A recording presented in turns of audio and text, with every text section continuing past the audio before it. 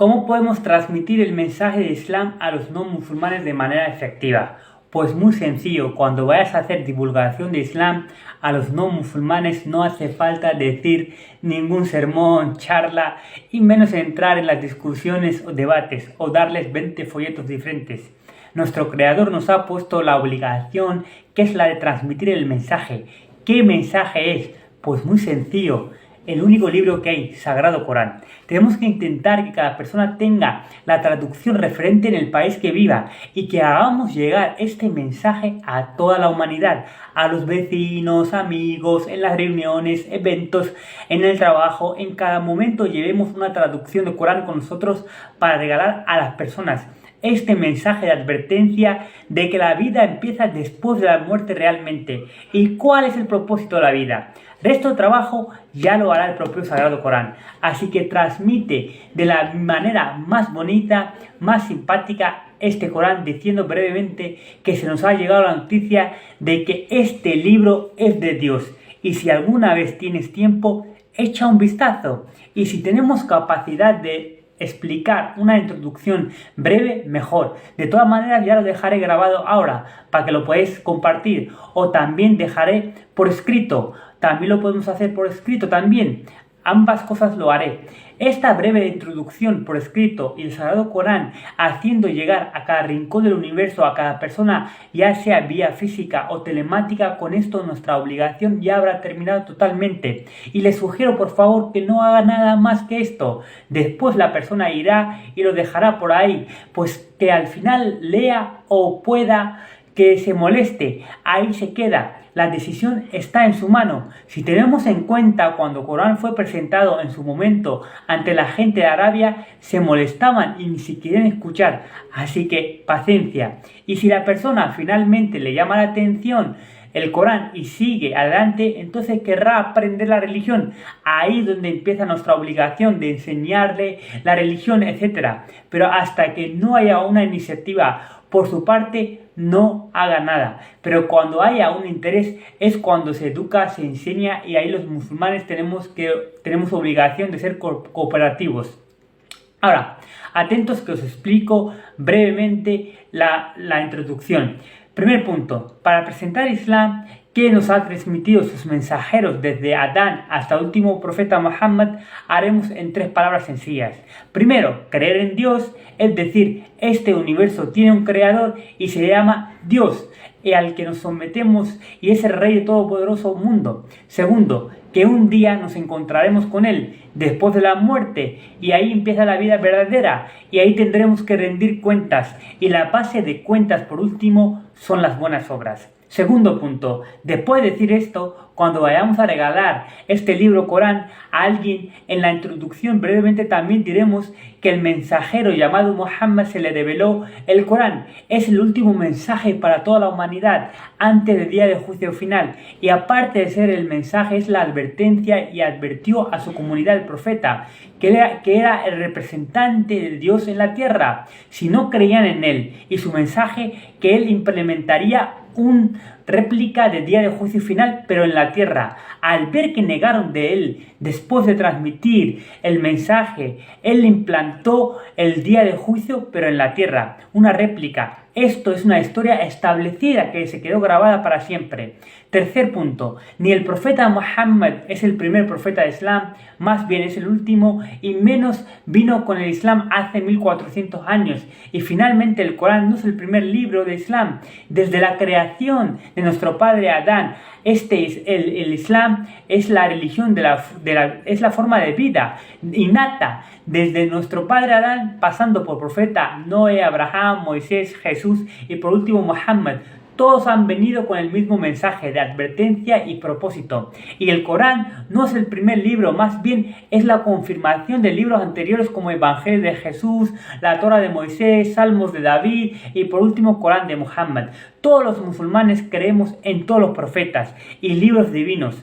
Cuarto punto, respecto a los cristianos judíos, igual que después de la muerte del profeta Muhammad se hicieron muchas sectas, grupos, etcétera, ya sean sunitas, sufíes, chiitas, salafistas, diobandíes, etcétera, pues de la misma manera después de la marcha de profetas Moisés, Jesús, etcétera, se dividieron en sectas y se desviaron del mensaje original, pero no dejan de ser sectas de Islam, así que es el mismo mensaje divino, la misma cadena de profetas.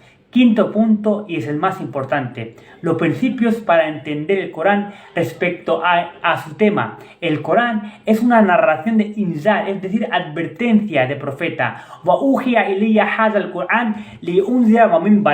Me ha sido revelado este Corán para advertirles a todos vosotros y a quien le alcance. Cada página del Corán habla de esta realidad. La razón de esto es que el Corán no se ha revelado simplemente como una amalgama, es decir, un conjunto de normas y sabiduría, sino que también se ha revelado como el medio real de advertencia del profeta para su pueblo y quien le llegue o alcance. Después se sabe que Muhammad sallallahu alaihi wasallam no fue simplemente un profeta, también fue un mensajero. Son dos cosas diferentes. Los profetas son personalidades a quien Dios Todopoderoso revela la guía divina para que puedan guiar a las personas. Sin embargo, no todo profeta es un mensajero.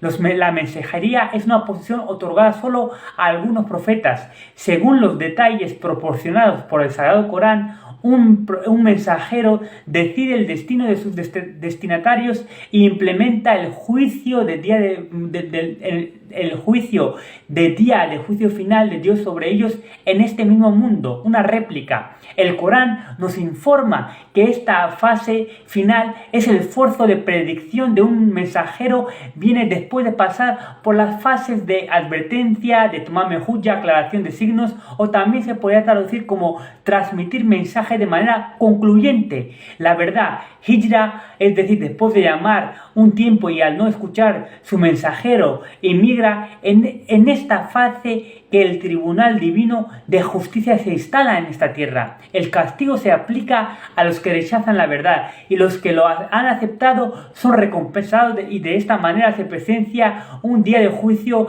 en miniatura sobre la faz de la tierra, una réplica. La historia de los esfuerzos de prédica de mensajeros relatada en Corán muestra que en etapas generalmente surgen cualquiera de las siguientes dos situaciones. En primer lugar, un mensajero solo tiene unas pocas compañeros y no hay lugar disponible para él para la migración. En segundo lugar, los compañeros de un mensajero son numerosos y el Todopoderoso también les proporciona un lugar donde pueden emigrar y recibir autoridad política. En ambas situaciones se manifiesta la práctica establecida de Dios Todo Altísimo, la práctica a la que se refiere el Corán en las siguientes palabras: Inna alladhina yuhaduna Allah wa rasulahu ulaika fil adalin. Quien se enfrente a Dios y su mensajero serán los más viles. Kataballahu alayna anna wa rasuli inna Allaha qawiyyun azim.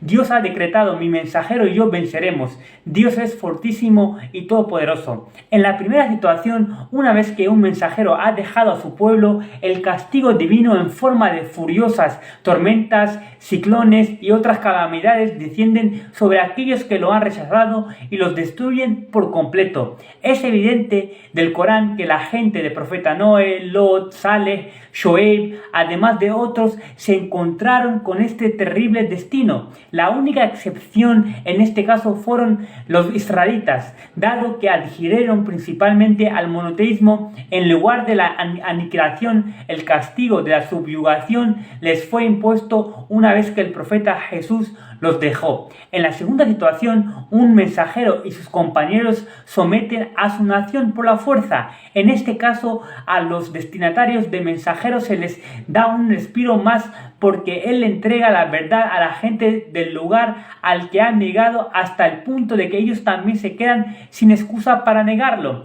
Además, durante este tiempo instruye y purifica a sus seguidores y los aísla de sus rechazadores y les organiza para luchar contra el enemigo. También consolida su autoridad política en el lugar en el que ha emigrado en la medida en que en la medida en que con su ayuda puede destruir a sus rechazadores y lograr la victoria para sus seguidores. En el caso del profeta Muhammad se presentó en esta segunda situación. En consecuencia, el tema del Corán es el relato de Inzar, advertencia que pasó por varias fases mencionadas anteriormente y culminó en la recompensa mundana y la retribución de sus destinatarios. Cada una de los capítulos ha sido revelado en este trasfondo y cada uno de sus grupos ha sido organizado manteniéndolo a la vista. Al tomar en consideración este tema del Corán, las siguientes tres cosas deben permanecer siempre en consideración ante un estudiante del Corán. En primer lugar, después de deliberar sobre el contenido de un capítulo, debe determinar la fase exacta en la que fue revelado. Se requiere una persona tan profunda y precisa para emprender este esfuerzo, que pueda decir de manera muy satisfactoria que, por ejemplo, se ha revelado un capítulo en la fase de advertencia o en la fase de inmigración y absolución o en la fase de recompensa y castigo. Cada verso de un capítulo también debe interpretarse teniendo en cuenta esta distinción. En segundo lugar, los destinatarios de cada capítulo deben determinar entre las personas presentes en el momento de la revelación del Corán. Podría ser los idólatras, la gente del libro, los hipócritas, el profeta y sus seguidores o algún grupo específico de entre estas denominaciones.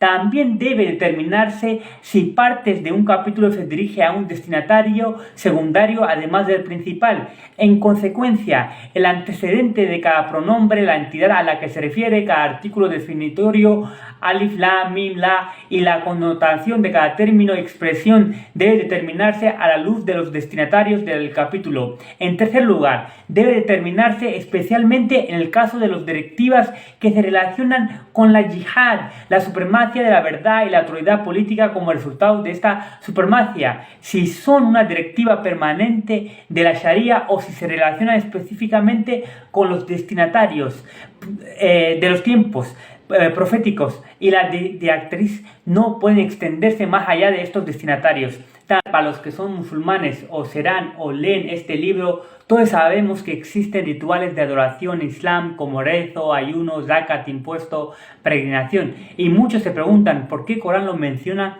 pero no enseña la forma. Pues aclararé, ya que la mayoría cae en un error. A ver, esto se llama la sunna, es decir, la tradición religiosa abrahámica, y esto no se inicia en el Corán. Esto es algo práctico y está presente desde antes. Todos los profetas rezaban, todos ayunaban, etc. Lo puedes ver en toda la comunidad. Por ello no hay necesidad de decir cómo hacer estos rituales. Dios lo aclara en Corán. Summa ojeina ileika anittaba millata Ibrahima Hanifa. Oh Muhammad, te he inspirado. Sigue la misma religión pura monoteísta de Abraham, que jamás fue de los idolatras. Por último, el registro de la corte de Dios establecida en la tierra de Arabia como resultado de la revelación del profeta, la paz con él, se conserva para siempre en este libro, en este hermoso orden. Desde este punto de vista, esta premisa básica de la religión coránica prueba en último grado que el juicio de Dios un día se establecerá de la misma manera para todo el mundo. Así que debemos de transmitir de esta forma tan sencilla el Sagrado Corán para que todo el mundo sepa el propósito de la vida.